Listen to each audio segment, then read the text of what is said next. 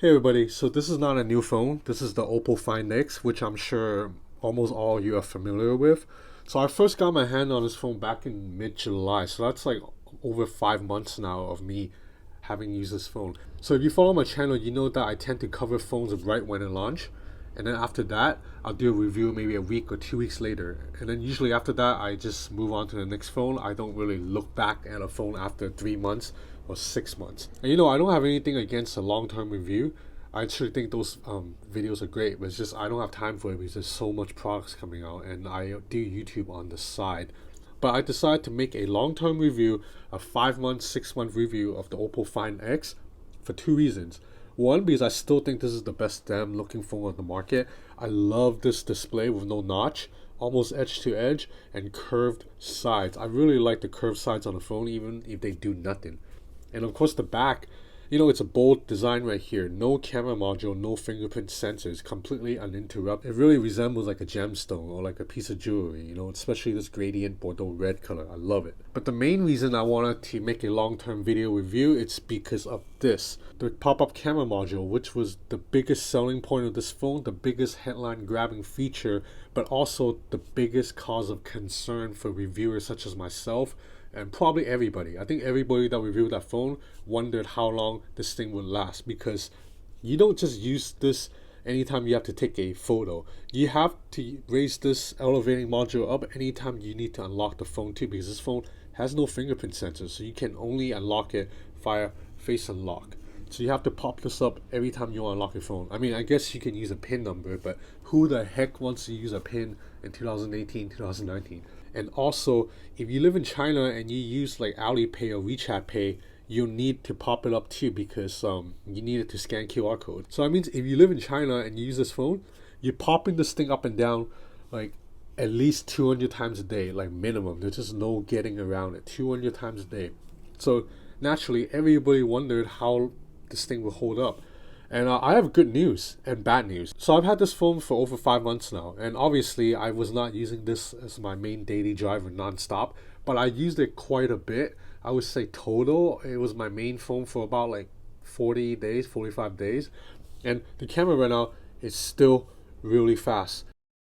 I haven't encountered any malfunctioning yet, which I thought might happen, because I thought that, say, sometimes if I'm closing off a camera app, let's say the phone freezes, then this thing might remain stuck right there. But that has not happened once. See, everything still pops up very fast, and the camera module comes back down as soon as I close the app. In fact, I find that the Oppo Find X's camera launch faster than the camera on the Xiaomi Mi Mix 3 sometimes, which doesn't have a need to pop up anything because the rear camera is just right there. The Find X camera actually went into focus and was ready to shoot a split second before the Mi Mix 3. So that's quite disappointing on Mi Mix's end, because the camera is right here ready to go, and the fact that it took longer to launch than this elevating camera. So the good news is that the camera module is still super fast, super responsive, but the bad news is that the hardware is showing signs of deterioration. So I don't know if you can see right now, but the camera module on the left side, it's definitely higher than on the right side. See, it slopes down just a little bit right here. And you can, if I want, I can actually use my finger to push this camera module up a little bit on the right side and make it look more even. If I let it go, it droops back down. I just think the slot here is a little bit loose, so now the camera is not even. It doesn't get in the way of me using the camera. The camera, like I said, still launches very fast. The camera can still take pictures absolutely fine, but it does get on my nerves because I'm really picky with my smartphones. And right now, when I look at it, it doesn't look even. And I'm slightly concerned that over time, say if I use it for another half a year or another year, this might slope down even more, because clearly something is loose right here. Like maybe like a spring is loose, maybe like the nail, the screw that's holding the component together is like losing its rigidity, whatever it is, but it is not even. And that's kind of what we were worried about all along, because this is ultimately a moving piece that uses a motor inside.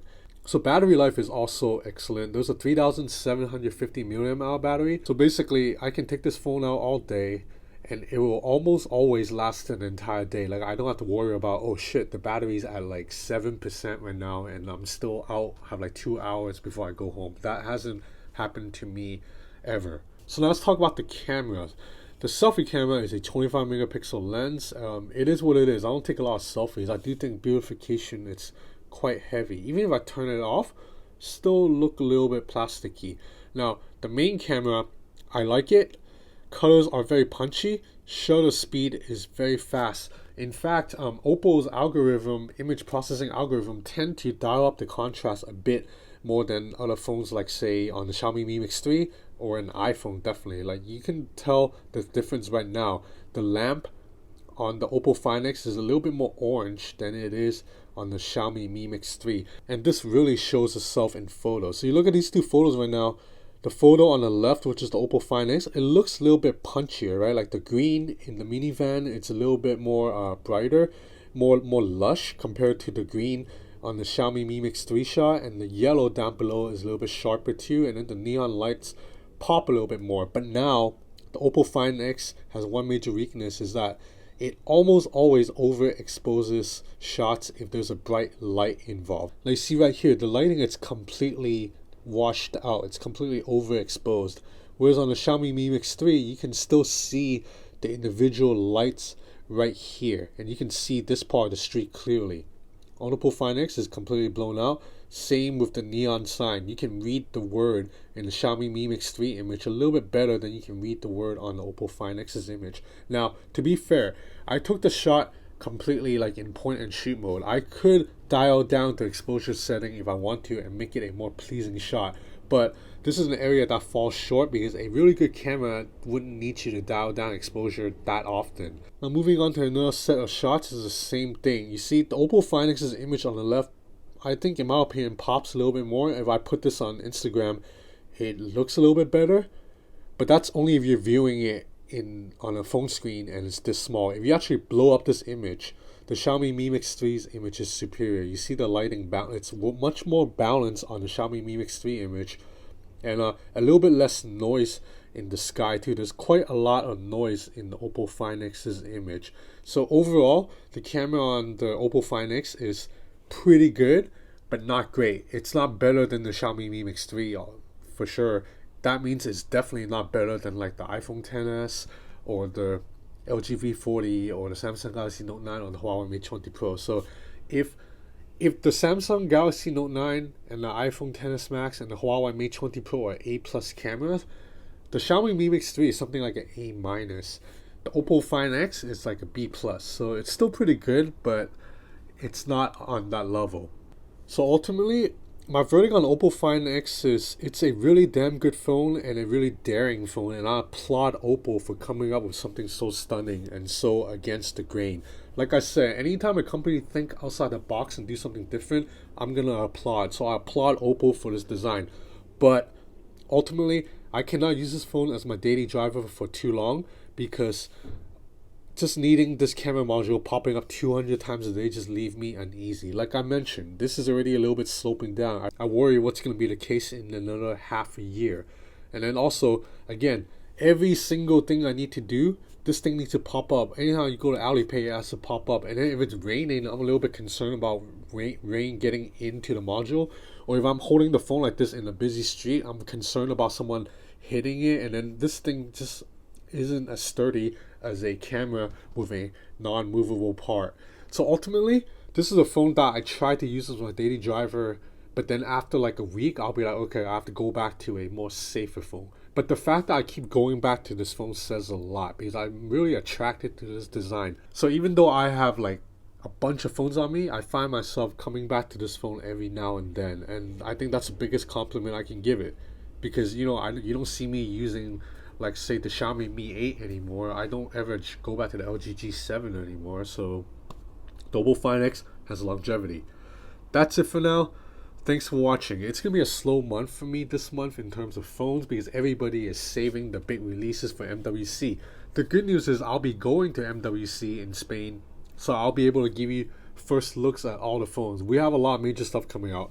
Samsung's gonna have a new phone. We know it's actually a little bit before MWC, but same thing. LG's gonna have a new phone.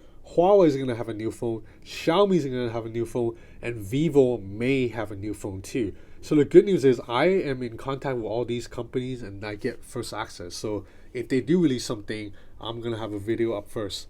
Thanks for watching.